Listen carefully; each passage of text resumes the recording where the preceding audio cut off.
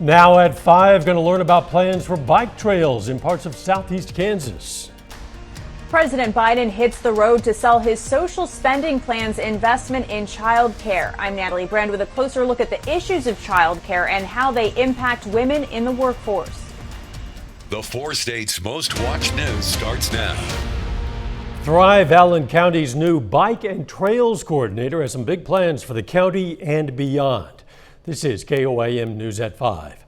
John Leahy has been on the job for Thrive Allen County for about 2 months now, and he says he's loving every minute of it. He's also wearing a lot of hats with his new job as he coordinates volunteers for trail maintenance projects, develops new community trails, and works with Thrive Allen County's Bike Share program and Earn a Bike program. Most of his ambitious project, his most ambitious one, that reaches beyond Allen County, Kansas. We have been traveling to Bourbon County recently to promote the Prairie Pathways bike routes, which is formerly the ABC Trails Plan. You can look that up.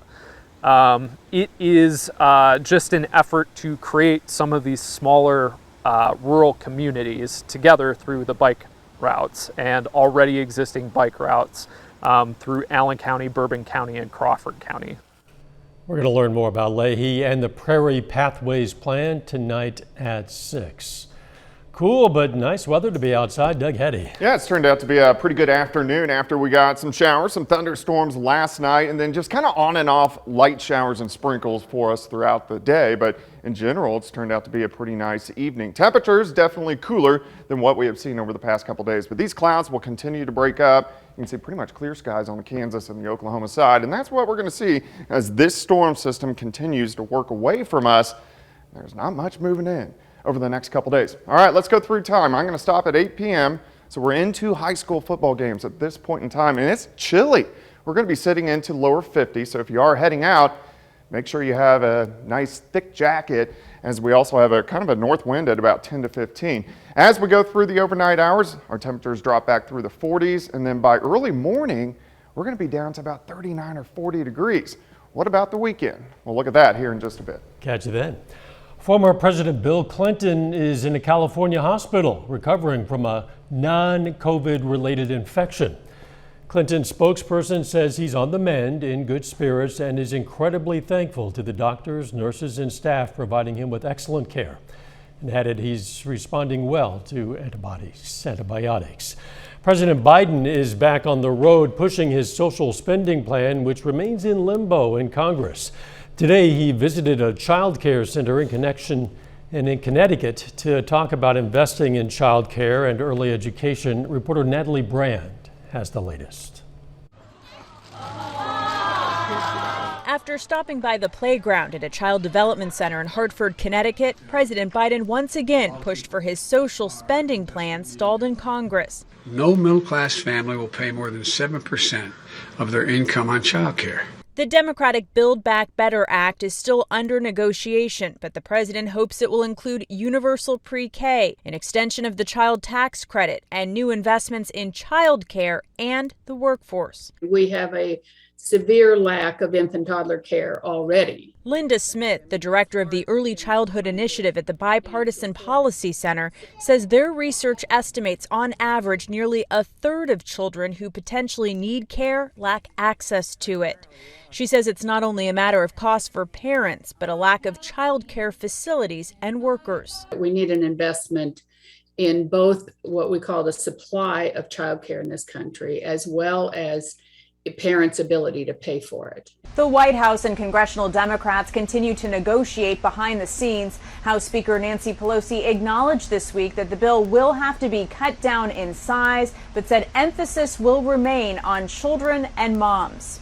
Whatever we do, we'll make decisions that will continue to be transformative about women in the workplace. Data shows that women are leaving their jobs at a faster pace than men, a gender gap that's widened during the pandemic. In our most recent survey of rural parents, over 80% of parents said one of the reasons they're not going to work is because of childcare. Smith says she believes to fix the problem, Congress needs to pay attention to the gap of affordability for parents and better pay for those caring for children. most of whom are also women. Natalie Brand, CBS News, the White House. President Biden today also declared next week National Character Counts Week. The president says it's a chance for all Americans to put aside their differences and join in community service efforts. The former student charged in the 2018 shooting rampage at a Parkland, Florida high school that left 17 people dead appeared in court today. Attorneys for Nicholas Cruz told the judge Cruz will change his not guilty plea for the killings to a guilty plea at a hearing set for next week. The 23-year-old spoke at today's hearing and pled guilty to separate charges involving the assault of a jail guard. British authorities say conservative lawmaker Sir David Amess has died after being stabbed several times. The attack happened yesterday at a church. Police say they arrested a man following the attack, and they're not looking for anyone else in connection to that case. There's no information about his motives. Another deadly terror attack has struck Afghanistan just weeks after U.S. troops pulled out. Taliban officials say suicide bombers attacked a Shiite mosque packed with worshipers attending Friday prayers in southern Afghanistan, killing at least 47 people and wounding 70. There was no immediate claim of responsibility for the attack, but it comes a week after another mosque bombing claimed by the Islamic State. Still ahead, thousands of workers nationwide are going on strike to demand better pay and working conditions. And next in Health Watch, an unmanned drone delivers lungs for a transplant for the first time ever. Topping today's Health Watch, a panel of U.S. health advisors endorses booster doses of Johnson & Johnson's single-shot COVID-19 vaccine. The Food and Drug Administration panel said today the booster shot should be offered at least 2 months after immunization, but did not suggest a firm time. The FDA isn't bound by the vote, but its ultimate decision could help expand the nation's booster campaign. Booster doses of Pfizer's vaccine began last month for people at high risk of COVID-19, and the FDA advisory panel has recommended the same approach for Moderna. In contrast, the panel backed booster for anyone 18 and older who received the J&J vaccine. New research finds some sunscreens lose their effectiveness and actually become harmful during sun exposure. The joint study out of England and Oregon finds zinc oxide, the main ingredient in many sunscreens, is effective on its own at blocking ultraviolet rays, but after it's exposed to the sun for just 2 hours, the mineral destroys the UVA protection provided by other ingredients in the sunscreens and raises the level of toxicity. For the first time anywhere, an unmanned drone has delivered lungs for a transplant.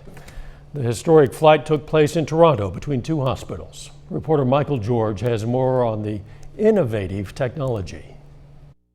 This drone flying over Toronto could be the future of organ delivery for transplants.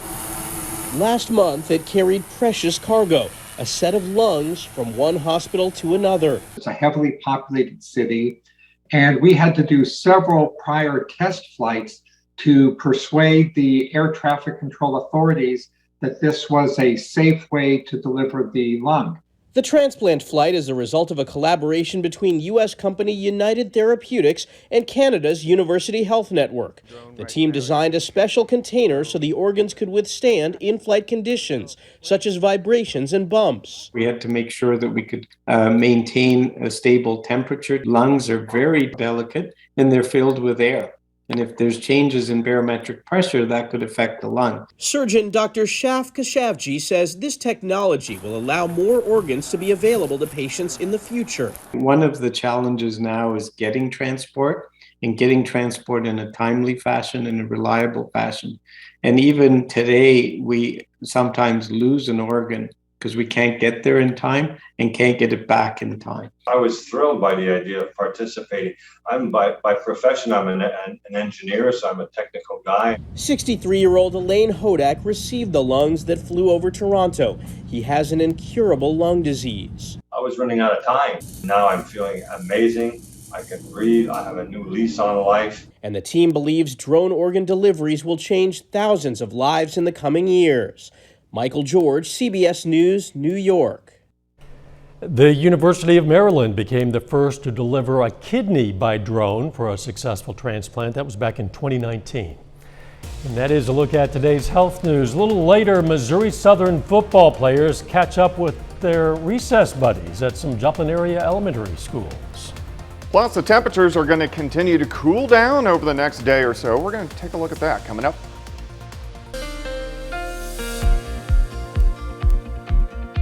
Well, it's turned out to be a pretty good Friday evening so far. After a lot of clouds, we had some showers and thunderstorms during the morning hours, and then just kind of light showers and sprinkles for most of the day. But now the sun shines out, temperatures are pretty good. A little chilly compared to what we have seen, but not that bad. A little warmer in our western counties on the Kansas and the Oklahoma side, and then where the clouds have been a little bit thicker over the past several hours, Missouri and Arkansas were mainly sitting into the lower 60s. But it's nice. It's the middle of October. It's kind of about where we should be for this time of the year. But look at the entire Central Plains. Everybody has cooled down. We got 50s, we got 60s. This is setting us up for a pretty good weekend on tap here over the next couple days. A little windy for us today. North winds at about 10 to 20 miles per hour. Still, we have these northerly winds in that range, kind of ushering in that cooler air. And it's going to get kind of cold for us during the overnight hours tonight. 7th range line looking northwest looks great. Clear skies, 61, northerly winds at 17, humidity at 54%, pressure 30.09 inches of mercury, holding steady. Temps through the evening. So we got high school football. We're going to drop back through the 50s into the 40s. So by the end of most of the games, we'll be in that 48 to 50 degree range. So if you are heading out, make sure you at least have a jacket, as it's the coldest night that we've seen so far in this fall season. Most of the clouds have worked out. You can see the light little showers that we had earlier today. These are all gone. This whole storm system is heading away from us. If you look out to the west, nothing is going on. This is our weather for about the next 4 days.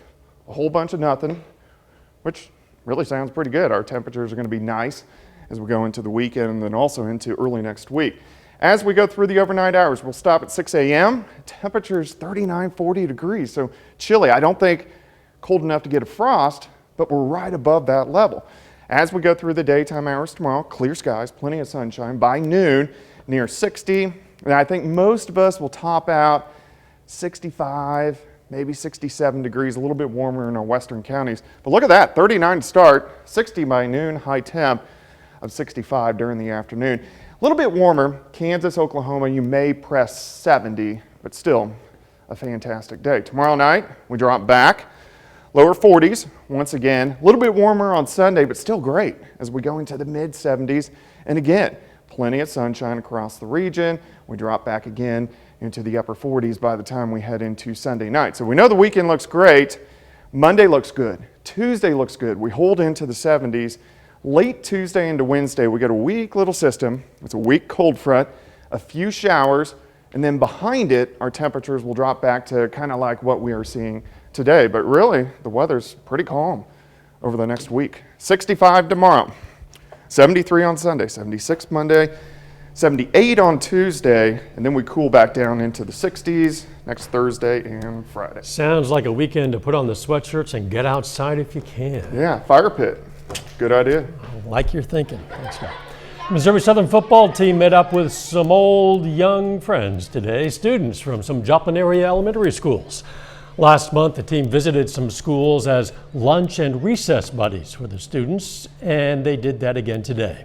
The team also gave the students pink tickets, which will give them free admission to tomorrow's game against Central Missouri and raise awareness of breast cancer. A great opportunity for us to be seen in the community, number one, and number two for the kids, or actually one and 1A, whatever you want to look at it. Like it's cool for them to see student athletes that are doing and playing a sport they love at the next level while also gaining education. Tomorrow's game against Central Missouri kicks off at 4 p.m. Coming up, the Commerce Department says retail sales rose last month. First, though, we honor a local veteran. Arthur Monroe served in the U.S. Army from 1943 to 1945. The Carthage, Missouri native was stationed in New Guinea and received a Purple Heart. And we salute Private First Class Arthur Monroe, a four-state hero. Topping today's Consumer Watch, retail sales rose in September as consumers went on a back-to-school shopping spree. According to the Commerce Department, retail sales rose 0.7% last month. That was much better than expected. In fact, a lot of economists predicted that sales would decline. Southwest Airlines is making amends with customers after a series of travel disruptions that began last weekend. New emails to travelers struck an apologetic tone and included vouchers ranging from $100 to $250. The Olive Branch is on top of refunds or flight credits the carrier is required to give when they cancel flights and passengers don't or can't rebook. Butterball is recalling about 14,000 pounds of ground turkey products sold nationwide because they may contain small pieces of hard blue plastic. The ground turkey was produced in late September at a Butterball facility in North Carolina. They were sold under the Farm to Family and Kroger brands at certain BJ's and Kroger stores. If you think you may have some in your freezer, you're urged to either toss it or return it. Thousands of employees across the U.S. are on strike, pushing for better wages and working conditions. More than 10,000 UAW members at John Deere plants walked off the job yesterday. They joined some 1,400 Kellogg's workers who've been on strike for nearly 2 weeks. Jonathan Bigliotti has this report on the so-called Striketober. Currently, I work sometimes 80 hours a week. You say 80 hours a week so casually. Yeah. Amy Thurlow is a writer's assistant in Hollywood, a job that makes just over state minimum wage. She's also a member of the International Alliance of Theatrical Stage Employees, or IATSE, a union with around 60,000 of some of the most essential workers in entertainment, like camera operators and set designers, who could all strike on Monday. We're talking about people who love their work. IATSE President Matthew Loeb says his members are asking for better pay and quality of life, like a guarantee of 10 hours between shifts. A person might go to work in the morning and not get a meal for 9 or 10 hours or a break during the day. IATSE is not the only union taking action. More than 10,000 United Auto workers at John Deere plants are striking for the first time in 35 years, walking away from a contract that would have provided up to a 6% raise, which workers said was not enough, as company earnings are expected to hit record highs. Really doing what we've needed to do, standing up for ourselves. With more than 10 million open jobs across the U.S. and much of the country rebounding from the worst of COVID-19, a more assertive labor force shouldn't come as a surprise, says former Labor Secretary Robert Reich. At the end of that crisis, workers begin to say, wait a minute, maybe I ought to be doing better. You have this huge surge in pent-up demand. At the same time, you've got a shortage of workers. And a lot of workers know that this is the time, if there's ever a time, to flex their muscles. Jonathan Bigliotti, CBS News, Los Angeles. A final check of the forecast next.